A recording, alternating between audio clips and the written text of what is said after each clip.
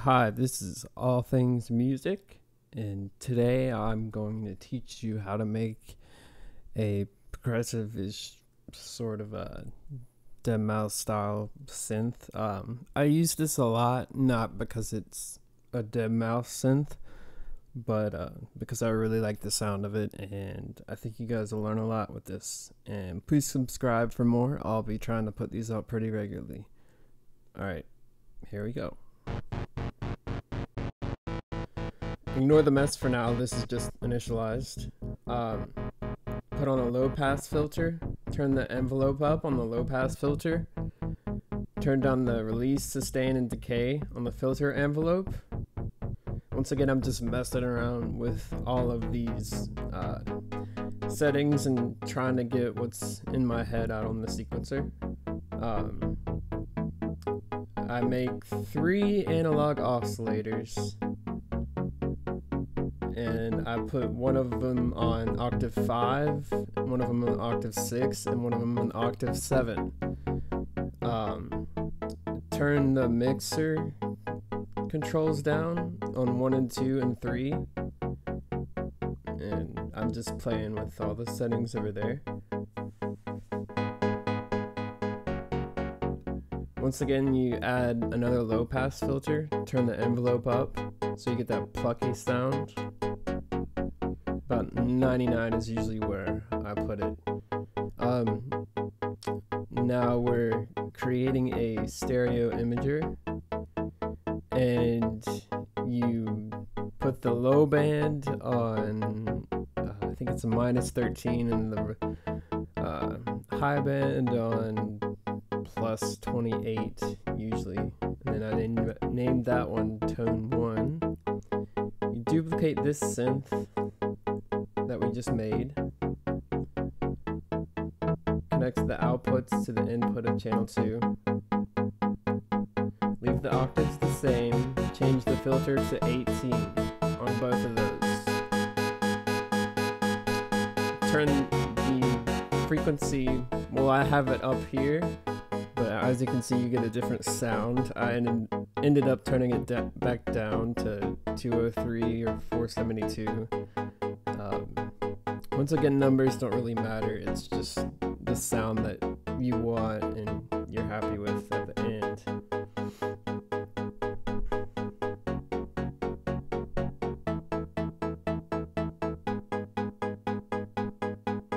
You can name that low, and I named this one mid, so whatever you like to keep track of. Once again, another stereo imager. I know you can't see that, but just use that one to how you feel is as necessary. Pretty much the same settings on the other one. You can adjust the envelope on the filter settings to get a different pluck sound. Then after you duplicate the second synth, you connect it to the input in channel 3. Turn the volume down a little bit. Make the filter go to 12. I think I leave this one at around 380 hertz on both of those. And then I go back and adjust the decay on the filter envelope to get it to let it have a more plucky sound.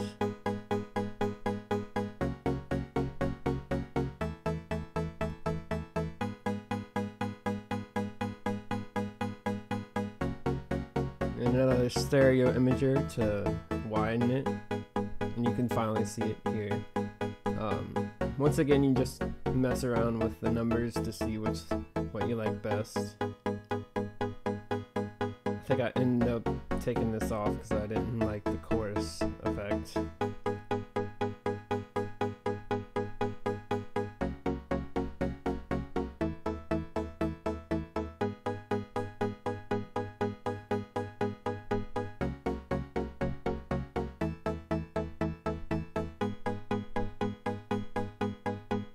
And I can't spell.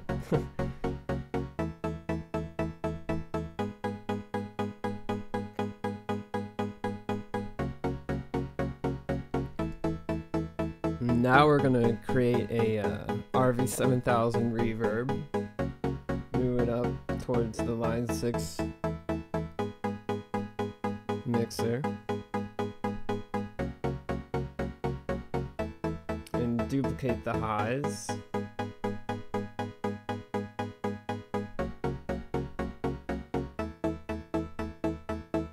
Put the output of the Scream 4 to channel 4, I believe it is, yeah. Turn it down so you're not clipping. This is just if you like the sort of gritty sound that you hear sometimes. Once again, just play around with the settings to see what you like best. This is a technique called parallel distortion. Allows you to mix the different tones together to create one synth.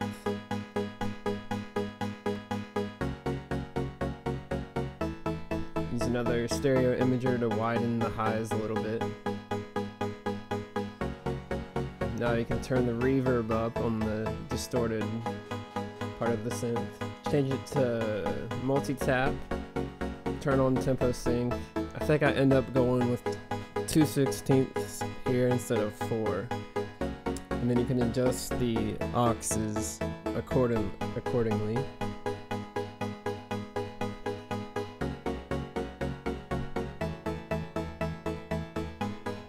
And then change the tap pan to 0 so you don't get that delayed effect in one ear and not the other. And use the stereo imager to widen the reverb, or put it more towards the center.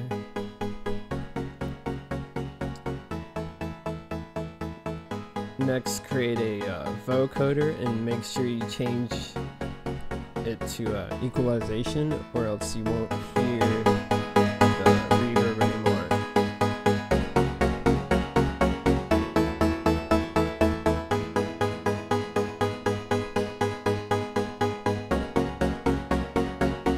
As you can see, that changes the sound pretty dramatically.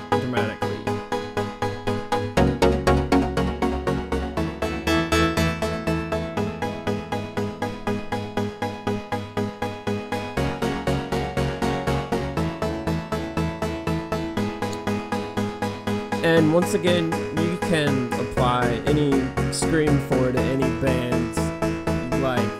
Since you have different frequencies, you can put distortion on.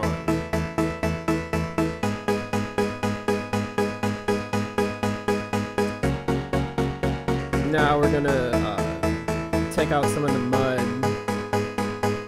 that you hear in this synth with the EQ. Take out the master from the line 62 mixer, put it on the input of the combinator.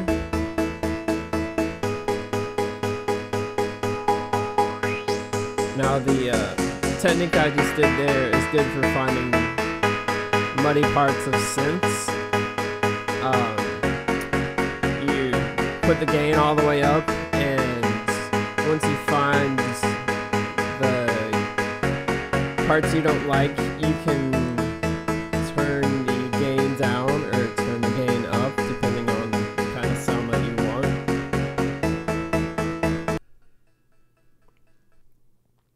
Take out the output of the EQ you just made into the line 62 mixer. Duplicate the low end of the first Thor we created.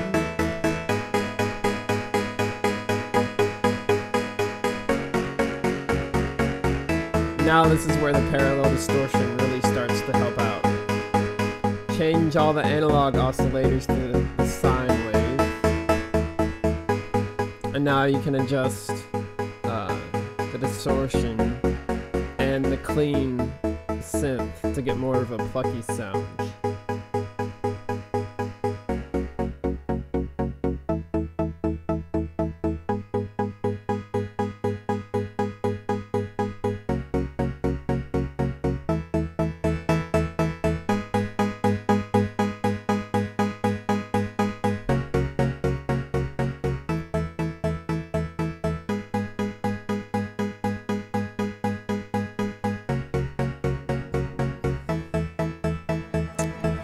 think I added a all warm plate reverb here.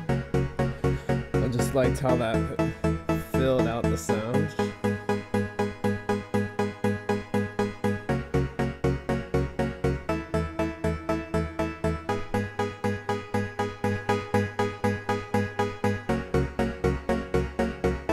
Now you can add more EQ or whatever you want on the master of the new line 6 mixer we made to take out any frequencies you don't want. And I'm just labeling everything again here.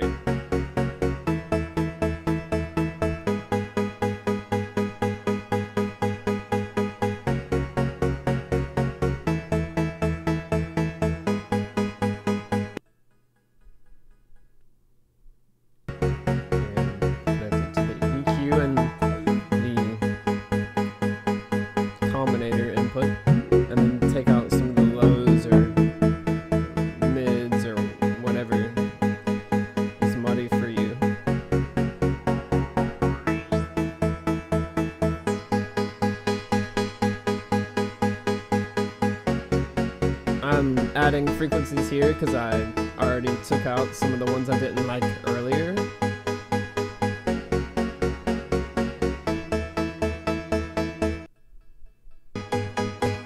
And then add the vocoder to add sort of a clear and clean sound to the final product. I'm just turning down the mains.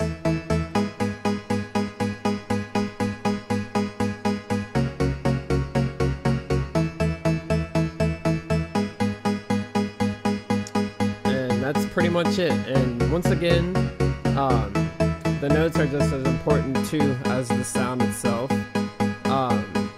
You need to make sure that you're covering the low, mids, and highs of the sequencer. Usually it's probably better to make two separate synths, a low and a high synth, but this is how I usually do it. Thanks for watching, guys, and remember to subscribe. I'll be coming out with more of these. If you find a synth you like that you're having a hard time recreating, let me know and I'll try and see what I can come up with. Thanks again.